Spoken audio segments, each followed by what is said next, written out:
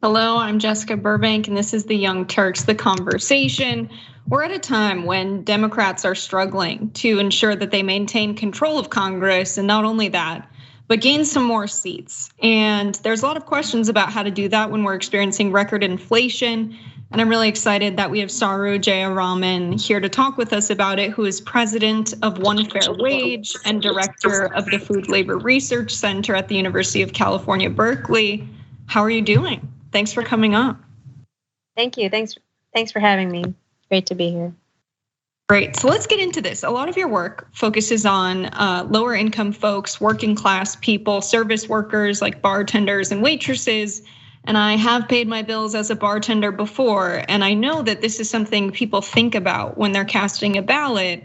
And Democrats are not really making this a central point this election cycle for the midterms. Can you talk a little bit about what your research is showing and what you've been working on in this space?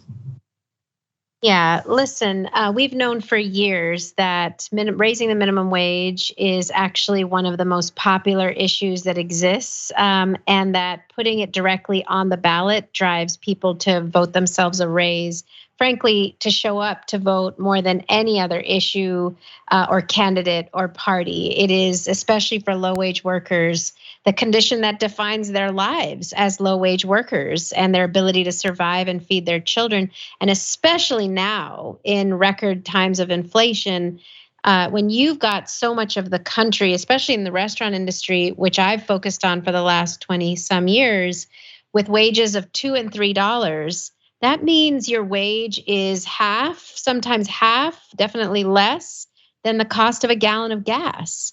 And when you, when it costs you more to get to work than you get when you get there, you're not going to be able to work in that industry anymore.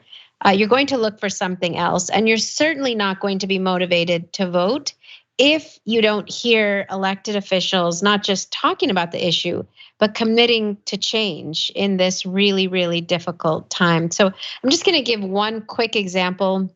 In 2018, we collected 400,000 signatures to raise the minimum wage in Michigan to $12 an hour. Restaurant workers in Michigan earn a wage of $3.67. They're supposed to get the rest in tips. And the ballot measure we had proposed would raise the overall minimum wage from 9 to 12 and the wage for restaurant workers from 3 to 12. And Republicans who control the legislature in Michigan understood something that a lot of Democrats don't seem to understand.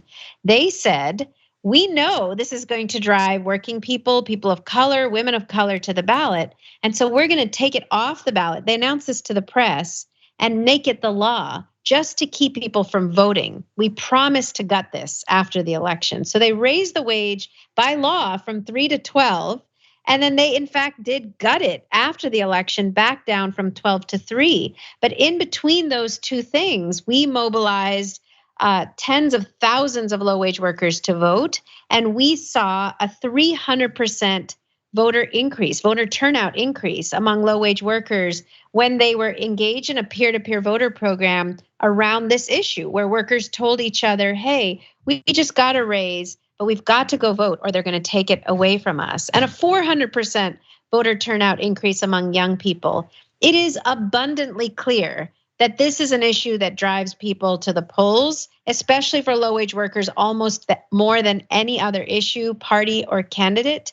And that if Democrats don't talk about it, don't act on it, don't change these wages, it's actually at their peril. We've seen over and over and over again, the polls this year are showing the number one issue on voters' minds in America is the economy, it's inflation, it's jobs. And so it boggles my mind why more people aren't talking about how we're going to address working people's needs when that is clearly the number one thing people are thinking about. Right, shocking finding. It turns out people having their most basic needs met is very important to them. And people are struggling to do that right now, right? With record inflation and wages remaining stagnant for the past half a century, it's a huge problem. And It sounds like you found a way to reach people to communicate about this issue and mobilize them. So what's your working theory as to why Democrats are not making this central to their campaigns? I have to say that there's this constant refrain we hear from some Democrats on a wide range of issues. One is minimum wage, another is gun control, that we are polarized, that these are polarized, controversial issues. We can't move on them because the country's so polarized. The truth is that not just polling, but data, actual evidence from going out and talking to people in Michigan, places like Michigan and Ohio or Arizona, battleground states, proves that in fact we are not polarized from each other. Most people agree, regardless of party or affiliation, agree that we need to raise wages, agree that working people deserve to be paid a livable wage. We're actually polarized from our elected officials quite often, not from each other. And we're polarized from our elected officials because they are in an echo chamber, listening to the National Restaurant Association on wages and the National Rifle Association on gun control, the two NRAs. And unfortunately, these lobbying groups are holding them hostage, making them think that this is controversial, or allowing them to get away with saying it's controversial when in fact we know that it is absolutely not. Look, we are going through a moment of historic upheaval for workers right now. We have had a sub-minimum wage for tipped workers in this country since emancipation. At emancipation, the restaurant industry sought to hire newly freed slaves, not pay them, and make them work on just for tips. That became law in 1938 as part of the New Deal, when everybody got the right to the minimum wage except for millions of Black workers, among them tipped workers, who were told you don't get a wage, you get zero from your boss as long as you get tips. And we went from zero in 1938 to $2.13 an hour, the current federal minimum wage for tipped workers. Today, 43 states still have a wage that's $5 or less. But what is so incredible and hopeful, Jessica, is that we are going through a moment for the first time in US history since emancipation. Millions of workers are refusing to work for these sub-minimum wages. 1.2 million workers have left the industry, citing low wages as the reason. Millions more are leaving. And thousands of restaurants across the country are having to raise wages to recruit staff. I've been trying to tell Democrats for the last year, you should be screaming from the rooftops. Wages are going up. It's a good thing. Stand with the workers who are standing up for themselves and saying enough is enough. I refuse to work for these wages. This is a very positive silver lining in a moment that feels hard, difficult, sad, hopeless on a wide range of other issues. In the worker space, workers are winning. Wages are going up.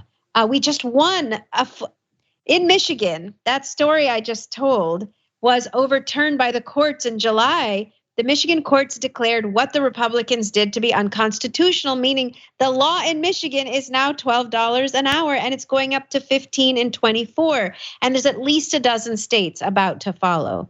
So my point is, it's a very hopeful time. It wouldn't even take. We're not even asking Democrats to speak to something that is negative and depressing and controversial. This is overwhelmingly popular and overwhelmingly positive. Change is on the horizon for so many low-wage workers. We need Democrats to support these workers by supporting policy change that will institutionalize the gains that workers have won by refusing to work for poverty wages any longer.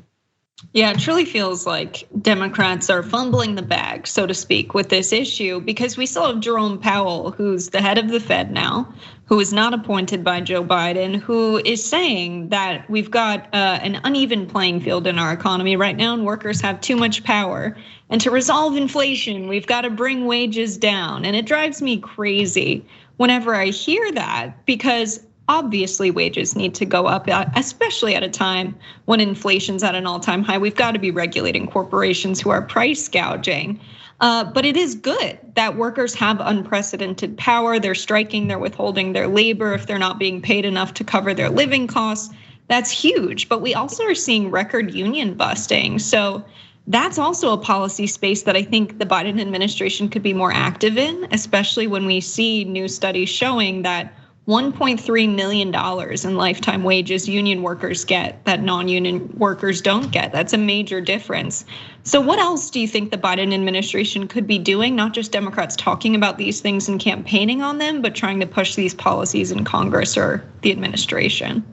That's right. We need Biden to actually weigh in and push Democrats to pass the Raise the Wage Act, which would raise the minimum wage to at least $15 an hour and the sub-minimum wage for tipped workers, to push Democrats to pass the PRO Act, which would allow so many war workers the right to unionize, to pass paid family and medical leave. I mean, there's so many issues right now that the Biden administration could push and win, but there seems to be a definite reticence. And I'm not going to say it's all Joe Biden. It's also Democrats in the Senate who are just blocking real gains for workers, when in fact they could benefit so much from listening, observing what is happening in the economy right now, which is that millions of workers, undecided, unaffiliated workers, workers who don't identify with the party, could actually identify perhaps with the party if they saw the party standing with them in a moment when they are rising up and saying enough is enough. We have it, it's incredible to me to hear somebody like Jerome Powell say workers have too much power. Workers have had no power since emancipation, not enough. So we are right now just beginning to correct decades, generations of inequity for workers, generations of wage stagnation. That is what is happening right now, is that workers are saying enough is enough, and Democrats should be standing with them or they're going to lose. Yeah, if we see Democrats lose their majority, it won't be a mystery to us and people who are saying this now. And hopefully something changes ahead of the midterms, because we know that the Republicans are just going further and further to the right. So thank you so much for talking with me today. This is so important, and hopefully we see this change and we see Democrats step up, because it's a crucial moment and it means people are either putting food on the table or not. It's a historic, and keeping their house or not. Yes, it's a historic moment when workers are rising up, demanding more. It's exciting, and we should be standing with them. Absolutely. Thank you so much for talking with me. Thank you.